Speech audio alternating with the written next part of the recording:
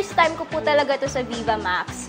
First time mo itong... Yes po, first movie. First movie mo, tapos... First movie na may sex scenes na po agad. Kasi yung first ko, Lucky Rida, student lang din po ako doon. Then sabi ko, super na-challenge po ako dito. Sabi ko, si Nati Ida, matatagal na po yan sa Viva Max. Siyempre, may experience na talaga yan.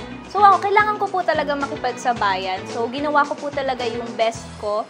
Tapos nag-research na din ako, paano nga ba yung tamang paglaplap, ganyan, tamang pag-sex, ganyan. So, sabi ko, hindi ko to palalagpasin since ito na yung pinaka-debut movie ko. So, sabi ko, sige, gagawin ko talaga yung pinaka-best ko. Totohanin na natin to. Wow! Sabi mo gano'n, nag-research ka. Kabilang ba dyan yung panonood mo ng mga porn?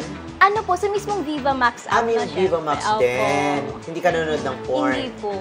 Ay, okay. Sige, sino ang mga pinanood mo? Ang pinanood ko po, si Angelica, si AJ Raval, and si Azzy. Talaga? So talagang ginaya mo, pinag-aralan mo? Ginaya ko po talaga, talagang inaral ko bawat detalye. Wow. Small details pa lang.